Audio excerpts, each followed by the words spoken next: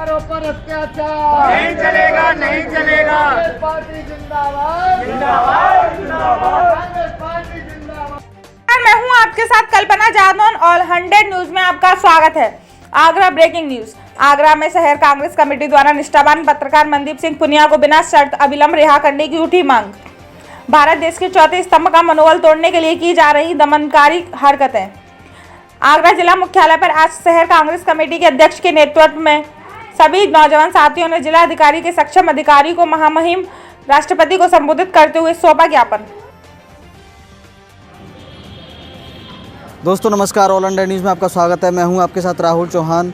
दोस्तों इस वक्त हम मौजूद हैं जिला मुख्यालय आगरा पर, जहां पर आज शहर कांग्रेस कमेटी द्वारा डीएम साहब को द्वारा राष्ट्रपति जी के लिए ज्ञापन सौंपा गया है, जो दिल्ली में किसान आंदोलन की कवरेज कर रहे पत्रकारों के ऊपर तानाशाही की जा रही है। जिस तरीके से मनदीप सिंह पुनिया जी को गंभीर धाराओं में गिरफ्तार किया गया है, उनकी रिहाई के लिए आज यहां पर शहर कांग्रेस कमेटी द्वारा ज्ञापन दिया गया है कि उनको रिहा किया जाए। और जो पत्रकारिता को समाप्त करने का काम कर रही है सरकार, उसके लिए मांग की है कि हम पत्रकारों के साथ में कंधे से कंधा मिलाकर खड़े हैं। जहां पत्रकारों का पसीना गिरेगा वहां हम खून बहा देंगे। ये कांग्रेस कमेटी के जो कार्यकर्ता हैं, जो पदाधिकारी हैं, उनका कहना है। जिसमें कांग्रेस अध्यक्ष आगरा ने अपने वक्तव्य में कहा कि वर्तमान में सरकार द्वारा जो निष्ठावान हमारे पत्रकार बंधु हैं, उनके मनोबल तोड़ते हुए मनदीप सिंह पुनिया जैसे पत्रकारों के खिलाफ जो दंडात्मक कार्रवाई करते हुए गिरफ्तार किया गया है, जिनको अविलंब रिहा किया जाए और पत्रकारों के हित में सरकार को सोचना चाहिए। सर परिचय आपका? देवेंद्र कुमार चिल्लू, अध्यक्ष शहर कांग्रेस कमेटी आगरा। सर आज जिला मुख्यालय पे किस पर्पज़ पे लेकर आप लोग इकट्ठा हुए हैं और किस पर्पज़ पे आपने ज्ञापन दिया? हमने जो ज्ञापन दिया है उसका पर्पज़ ये है कि स्वतंत्र पत्रकार मनदीप सिंह पुनिया, जो कि दिल्ली में किसान आंदोलन में अपनी निष्पक्ष भूमिका निभा रहे थे और उन दंगाइयों को कैमरे में कैद कर रहे थे, जो कि सरकार के इशारे पे वहाँ पर किसानों के उस आंदोलन को बदनाम करने आए थे। जैसे कि 26 जनवरी को आपने देखा था, भारतीय जनता पार्टी का एक गुर्गा सिद्धू, उसने जाकर लाल किले पे जो झंडा लगा के इस लोकतंत्र की मर्यादा को तार तार किया था, वो भारतीय जनता पार्टी के मोदी जी का चेला है और सनी देओल का सांसद का चेला है। उसके खिलाफ अभी तक कोई कार्रवाई नहीं हुई है, उसे गिरफ्तार भी नहीं किया गया है। इसलिए हमने मनदीप सिंह पुनिया की रिहाई के लिए आज ज्ञापन दिया है, क्योंकि इस देश में लोकतंत्र खतरे में है। मीडिया देश के चारों जो स्तंभ हैं, उन पर दबाव बना के ये सरकार दमन की नीति इस देश में अपना रही है। जब तक कांग्रेस पार्टी जिंदा है, ये दमनकारी नीति का विरोध करती रहेगी। और मोदी जैसे आए तमाम चले गए। इस देश में अंग्रेजों का शासन चला, लेकिन अंग्रेज गांधी जी की लाठी के सामने वो भी नहीं टिक पाए। ये कांग्रेस पार्टी के लोग हैं, ये टिकने नहीं देंगे मोदी को। ऐसा सुनने में आया कि अंग्रेज शासनकाल में भी यही चौथे स्तंभ ने स्वतंत्र सेनानियों का साथ दिया था, जहाँ उन्होंने भी दमनकारी का जो अपना जो रोल अपनाया था। क्या इस दौर में मोदी जी रोल अपनाना है, उसके लिए आप क्या कहना चाहते हैं? मोदी जी की इन तमाम जन विरोधी नीतियाँ, लोकतंत्र विरोधी नीतियों का हम विरोध करेंगे, करते रहेंगे। इसके लिए हमें जेल जाना पड़े, लाठी खानी पड़े, गोली खानी पड़े।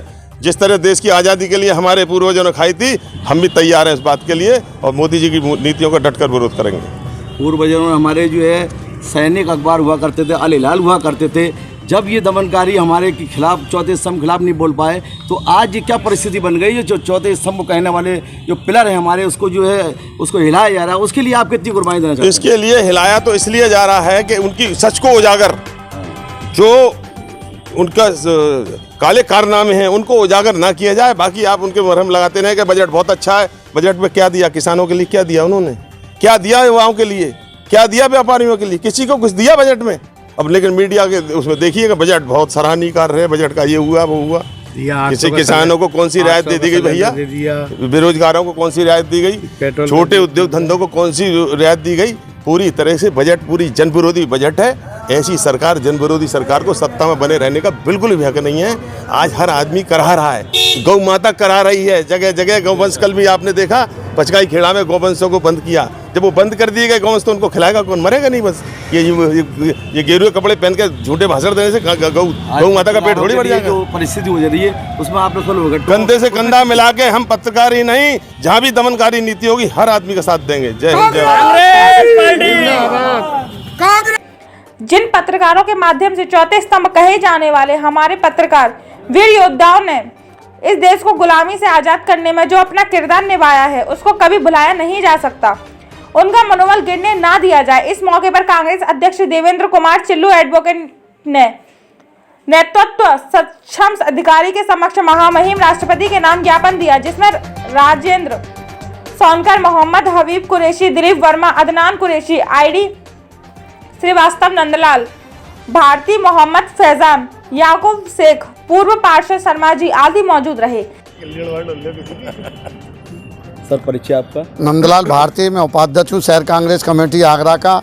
आज आगरा के समस्त कांग्रेस जनों ने इकट्ठा होकर के जिला मुख्यालय में शहर कांग्रेस कमेटी आगरा के अध्यक्ष देवेंद्र कुमार चिल्लू जी के नेतृत्व में जिलाधिकारी आगरा के नाम ज्ञापन दिया है कि वो हमारे इस ज्ञापन को राष्ट्रपति के पास पहुँचाएं। जिस तरह केंद्र की भारतीय जनता पार्टी की नरेंद्र मोदी की सरकार तानाशाह रवैया अपना रही है और पत्रकारों पर जिस तरह दमन चक्र अपना रही है उसे कांग्रेस जन कतई बर्दाश्त नहीं करेंगे। अगर इस तरह इनका हथकंडा रहा तो पत्रकारों के समर्थन में आगरे का एक एक कांग्रेसी सड़कों पर कूद पड़ेगा और हम किसी भी तरीके से ताना, ये इतना अत्याचार तो कभी भी 1975-76 में नहीं हुआ। आज आपातकाल से ज़्यादा दमन चक्र पत्रकारों के साथ, महिलाओं के साथ, किसानों के संग, दलितों के साथ, आम नागरिक के साथ कर रही है, जिससे हिंदुस्तान की जनता में बड़ा आक्रोश है और 2022 में उत्तर प्रदेश की जनता योगी की सरकार को उखाड़ फेंकेगी। ये देखने को ये मिला है जब हमारा देश गुलाम हुआ करता था, जब पंपलेट की मानित एक पंपलेट की तरीके से एक अखबार निकलता करता था जिसमें अंग्रेजों ने उसमें भी काफ़ी दमन चल के उस चौथे स्तंभ को गिराने की कोशिश की थी। क्या हम वर्तमान में आज़ाद हैं? उसके बावजूद भी हमारी आवाज़ को फॉलो नहीं किया जाता, हमारी आवाज़ पत्रकारों को कुचला जाता है और इस तरीके से सलाखों को बीचने में प्रयास कर रहा है सरकार। आप उसके लिए क्या कहना चाहते हैं? देश की आज़ादी की लड़ाई में जिस तरह कांग्रेस ने आज़ादी की लड़ाई लड़ी थी उस समय यही बीजेपी के लोग अंग्रेज़ों की मुखबरी कर रहे थे और वही संस्कार आज इन बीजेपी के लोगों के अंदर है कि जो राष्ट्रवादी का जो दोहरा चरित्र दिखाते हैं, इसे कांग्रेस जन ना अंग्रेज़ों के टाइम पे हम झुके और ना इन बीजेपी के लोगों के सामने झुकेंगे। जहां पसीना गिरेगा पत्रकारों को वहाँ कांग्रेसी खून बहाने के लिए तैयार रहेंगे। सभी का कहना था कि ऐसा प्रतीत हो रहा है कि मोदी सरकार द्वारा रोजाना लोकतांत्रिक संस्थाओं पर बंदूक के पहरे के बल पर जो कार्रवाई की जा रही है उसको अविलंब रुकना भविष्य में अति आवश्यक है। मोदी सरकार को दिशा निर्देश जारी करने के लिए जिससे कि लोकतंत्र के चारों चौथे स्तंभ बिना किसी भय के निष्पक्षता से अपने कार्य को सुचारू रूप से कार्य कर सके। सब पत्रकार बंधु रात के अंधेरे में दिन के उजाले में आंधी और तूफान को चीरते हुए अपनी जान की परवाह किए बगैर दबे कुचले शोषित किसान मजलूमों की आवाज बुलंद करते हैं और समय समय पर सरकारों को अवगत कराते हैं। ऐसे होनहार पत्रकारों के खिलाफ उनके साथ दंडात्मक कार्रवाई होना अफसोस की बात है। अदनान कुरैशी का कहना है कि पत्रकारों की इस लड़ाई में अगर पत्रकार बंधुओं का कहीं पसीना गिरता है तो हम पूरी कांग्रेस कमेटी के नौजवान पत्रकारों के साथ कंधे से कंधा मिलाकर उनके हक की लड़ाई के लिए हमेशा तैयार हैं।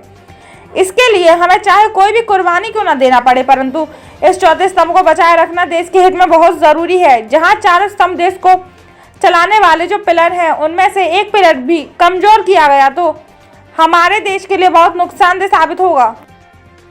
आपको बता दें दोस्तों, जो दिल्ली में पत्रकार अपना खून पसीना बहाकर जो कवरेज कर रहे हैं उनके ऊपर ये सरकार तानाशाही कर रही है और पत्रकारिता को ख़त्म करने का काम कर रही है।